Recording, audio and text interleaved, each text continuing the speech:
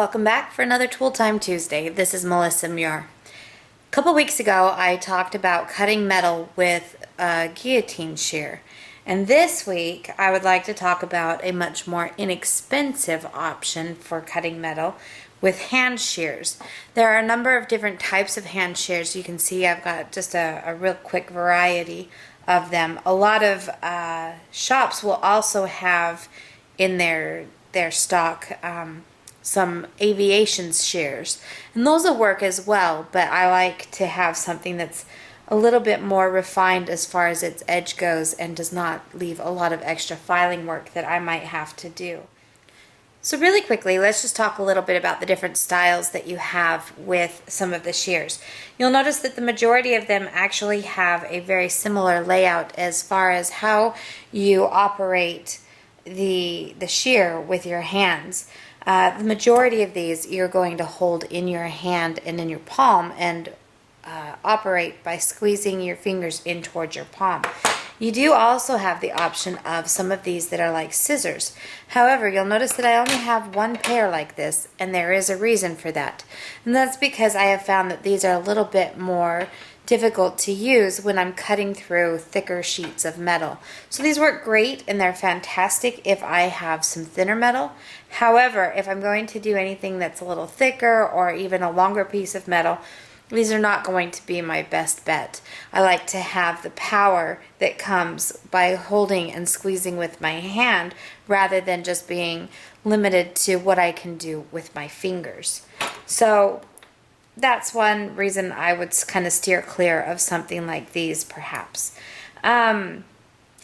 You'll notice that the tips on all of them are fairly similar as far as the depth of the blade and the cutting surface. Some of them are a little bit longer than others, but I don't really notice that big of a difference. The one that has the largest grip for me, or at least the longest blade, is this pair here by Fisker, and it's kind of nice, or Fiskers I guess. These are kind of nice because it does have a locking mechanism where I can then open and lock it, or close it and lock it rather. So that's kind of nice as far as safety goes. I don't have these wide blades sitting open all the time in my container that I store all of my shears. So that one's kind of nice. Now another pair that I bought, this is a French pair, and these two pair I got through probably Rio Grande, and it's a great pair of shears. However, a couple things that I dislike. When I buy them, they come with this band here that kind of helps to hold the shears closed, and then there is a spring in this as well.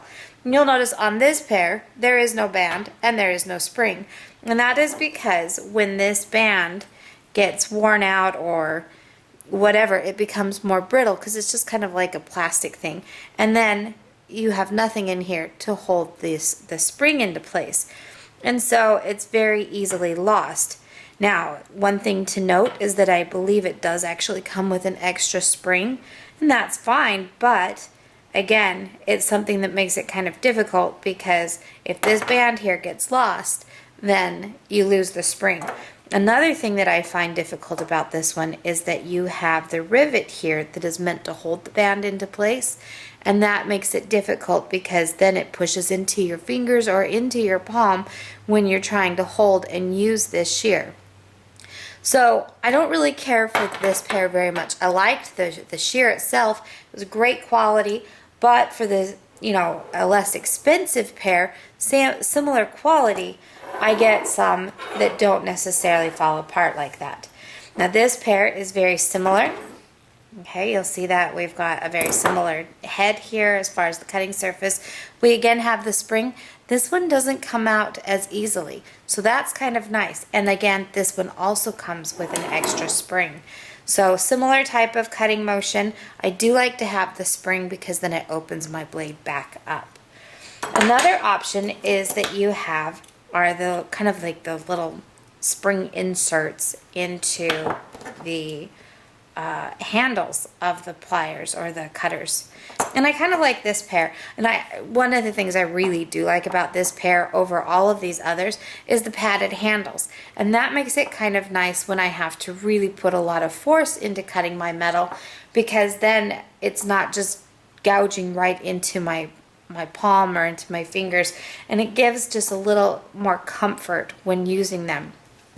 These two pairs are very similar. The heads are a little bit different. This is the pair that I started out by stocking, and they've since switched over to this. So I do actually have this pair in stock in my store right now. Price on them is only $9, so they're really inexpensive, plus a couple dollars for shipping and handling, but nothing major, maybe like $2 or $3 extra. So this is kind of a nice shear, and I really like this one. It's got a nice smooth opening and closing action. The springs work really well to open the shears back up. So it's kind of a nice tool to have. And like I said, this is the one that I now prefer to go to just because of the padded and the comfort handle. So let's take a look and see how we actually use these. Here I have a couple of different pieces of copper in different gauges. I have 24, 20, 14, and 22 gauge. When you are working with hand shears, you are not going to get a nice straight edge that's flat. Okay, as you begin to use this, what's going to happen is your metal is going to curl. So there's a big, huge difference between the kind of the hand shears and the guillotine shear that I showed in a previous video. So really quickly, I'll just kind of show you what I mean. Obviously, the thinner the gauge, the easier it's going to be to cut through this metal. One of the things that I try to do is just kind of follow through, and you'll see that there's that curving that curvature that's starting to happen. You see it kind of on both pieces. One's curving down and one's curving up. Now, one of the things that I don't want to do is clip all the way through and, you know, just kind of follow it through all the way. I just like to make even cuts, but stop before my shear pinches all the way together here at the top. Because when you pinch or clip all the way at the top, what's going to end up happening is you're going to end up with kind of a bumpy little knob at that cutting point. But by leaving it where it doesn't cut all the way through, you know, when you've closed your shear all the way, then you've left your line much more smooth. Okay, so again, you can very easily see, and that one's a dramatic curve on that you can kind of see as I cut this. Okay, and there's really just no way around that. It just is something that happens as you're using these hand shears. You'll also notice that some of the smaller bench shears that have that same cutting motion also are going to bend and curl your metal a little bit. And you can see again how much curvature we got in these pieces here. So that's one downside to using the hand shears over the larger guillotine shear. But you're also talking $9 versus $1,000. So it is a difference. So again, now this metal is 20 gauge, so it's a little bit thicker. And sometimes what I'll do, like I can still cut through 20 gauge without too much problem. There is a little bit of an effort, and again, you can kind of see that curvature that's happening there.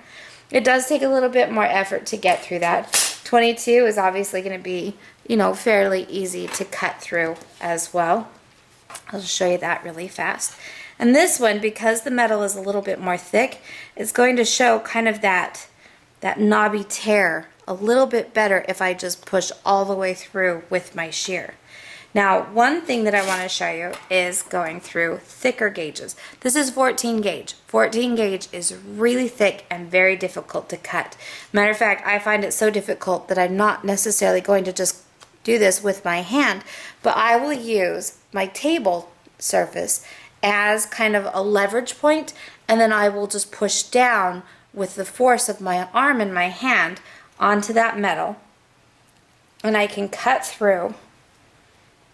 And you'll see that I'm just taking it little bits at a time, and I am pushing onto the tabletop with my metal.